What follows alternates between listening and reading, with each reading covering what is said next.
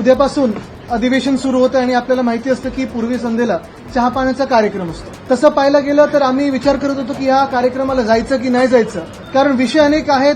जे महाराष्ट्र द्वेष्टे आहेत त्यांच्या चहा पाण्याच्या कार्यक्रमाला जायचं म्हणजे पाप तर आहेच, पण मला वाटतं ज्या पद्धतीने हे महायुती किंवा महाझुटी सरकार म्हणजे एक भाजप पक्ष आणि दोन गद्दार गँग उद्यापासून अधिवेशन सुरू होतं आणि आपल्याला माहिती असतं की पूर्वी संध्येला चहा पाण्याचा कार्यक्रम असतो. तसं पाहायला गेलं तर आम्ही विचार करत होतो की या कार्यक्रमाला जायचं की नाही जायचं, कारण विषय अनेक आहेत. जे महाराष्ट्र द्वेष्टे आहेत त्यांच्या चहा पाण्याच्या कार्यक्रमाला जायचं म्हणजे पाप तर आहेच, पण मला वाटतं ज्या पद्धतीने हे महायुती किंवा महाझुटी सरकार म्हणजे एक भाजप पक्ष आणि दोन गद्दार गँग हे जेव्हा आपण पाहतोय ज्या पद्धतीने हे सरकार चालवण्याचा प्रयत्न करतायत, तीन दिशेला तीन तोंड आहेत, एकामेकांमध्ये भांडण आहेत. मग ती बंगल्यांवरनं असतील, गाड्यांवरनं आहेत, कुठच्या जिल्ह्याचे कोण मालकमंत्री बनणार, कोण पालकमंत्री बनणार, या खात्यातून त्या खात्यात पी येतात की नाही येत. आणि मग हेच नाही तर मुख्यमंत्र्यांसमोर जाहीरपणे हे पण सांगतात की माझा फंड ह्यांनी चोरला, त्यांचा फंड त्यांनी चोरला. कदाचित त्यांच्यामध्ये देखील अजूनही थोडं एक कोऑर्डिनेशनची गरज आहे आणि म्हणून आम्ही हा निर्णय घेतला की चहा पाण्याच्या कार्यक्रमामध्ये एकामेकांची तोंड तरी बघतील ते. आणि जे सोबत दोन आलेले आहेत त्याच्यात दाग अच्छे आहे ही भाजपची नवीन टॅगलाईन जरी झाली तरी भ्रष्टाचाराचे दाग घेऊन अनेक लोक जे त्या मंत्रिमंडळात बसले असतील किंवा त्या चहा पाण्याला जातील, कदाचित मुख्यमंत्री त्यांना पहिल्यांदा बघतील किंवा त्यांना पुन्हा एकदा आठवण होईल की होय यांच्यावरच मी आरोप केले होते. कोणाला जेलमध्ये टाकणार होते, कोणावर काय आरोप लावले होते, कोणी ईडी कोणाच्या मागे लावली होती. आणि हेच सगळं पाहता आपण पाहतो आता की भ्रष्टाचारी सरकार भाजपचं जे झालेलं आहे त्याच्यात सगळ्यात मोठा घोळ आणि कदाचित आता घोटाळा देखील समोर येत आहे. तो म्हणजे कालच आपण पाहिलं, मी पत्रकार परिषद घेत असताना 25 लाख विद्यार्थ्यांमधून पहिली यादी जाहीर केली ती 11वीच्या प्रवेशाची.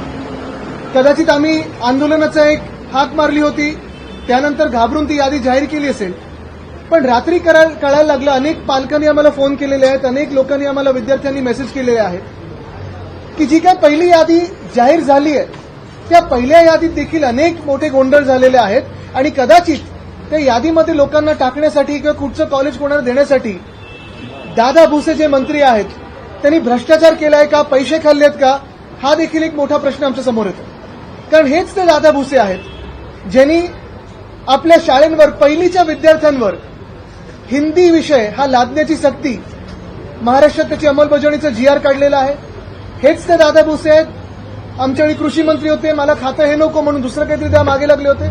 आणि हेच ते दादा भुसे आहेत ज्यांनी मागच्या 1.5 वर्षात एमएसआरडीसी खातं सांभाळलं, पण त्याच भ्रष्टनाथ शिंदेसाठी ज्यांनी हे सांभाळलं खातं, आता ते जे आज मी तुम्हाला सांगतोय हे यादीचा घोटाळा भ्रष्टाचार. तसंच समृद्धीचा जर तुम्ही पाहिलात तर समृद्धीची नदी झाली होती. म्हणजे ज्या हायवेला माझ्या आजोबांचं वंदनीय हिंदुराव सम्राट बाळासाहेब ठाकरेंचं नाव दिलं, दुर्दैव हे आहे की समृद्धी महामार्गावर खड्डे पडलेले आहेत. त्याच समृद्धी महामार्गावर आज नदी वाहत आहे. आणि आजची बातमी आहे की मुंबई पुणे महामार्गावर चुकीचे फाईन जवळपास 12.5 कोटी 6 लाख गाड्यांना हे चुकीच्या फाईन मारल्यात, पण एमएसआरडीसीनी घोटाळा केलेला. पण हा काही घोटाळा किंवा हा भ्रष्टाचार एवढ्यालाच सीमित नाहीये. 3,000 कोटीचा घोटाळा. म्हणजे आपल्याला आठवत असेल 3 ऑक्टोबरची पत्रकार परिषद माझी मागच्या वर्षीची, एमएसआरडीसीचा घोटाळा, एमएमआरडीएचा घोटाळा, गायमुख ठाणे उन्नत महामार्ग आणि मग तो बोगद्याचा असेल, 17,000 कोटीचं टेंडर काढलं, आता 14,000 कोटीवर आलंय. हेच 3,000 कोटी असतील किंवा हे सगळे जे पैसे प्रत्येक कॉन्ट्रॅक्टमधून, लाडक्या कॉन्ट्रॅक्टर या स्कीममधून जे काढलेले आहेत तेच पैसे अनेक राजकीय व्यक्तींना फोडण्यासाठी वापरले जातात. तेच पैसे पक्षाच्या बळकटीकरणासाठी केले जातात. आणि त्याच पैशांमुळे तुम्हाला आता कळलं असेल भ्रष्टनाथ शिंदेना सुरत, गुवाहाटी आणि वॉशिंग मशीनमध्ये उडी मारायला लागली. मुळात आपण पाहतो एकंदर महाराष्ट्रामध्ये कोणी हॉटेल घेण्याचा प्रयत्न करते, कोणी मंत्री छत्रपती संभाजीनगरमध्ये. दुसरं एक पाहिलं असेल ज्वलंत हिंदुत्वाचं उदाहरण म्हणजे बुमरेच्या ड्रायव्हरनी सलारजंगची प्रॉपर्टी फुकटात घेतलेली आहे. हे अशा अनेक गोष्टी आहेत. पण भ्रष्टनाथांची जी एशनची गट झालेला आहे त्या गटामध्ये अनेक भ्रष्टाचाराचे आता केसेस पुढे यायला लागले आहेत. आमचा साधा सोपा प्रश्न हाच आहे की मुख्यमंत्र्यांना हे दिसतंय की नाही दिसत आहे. आणि युती धर्मामुळे ते काय त्यांचे हात बांधलेले आहेत कारण ना खाता हूं ना खाणे देता हूं हे ब्रीदवाक्य होतं भाजपचं 2014 मध्ये जेव्हा आम्ही त्यांच्यासोबत होतो. पण आता आपण पाहतोय की अशी डागी लोक त्यांनी घेतलेत. कोणा मर्डर असेल, कोणा भ्रष्टाचार असेल.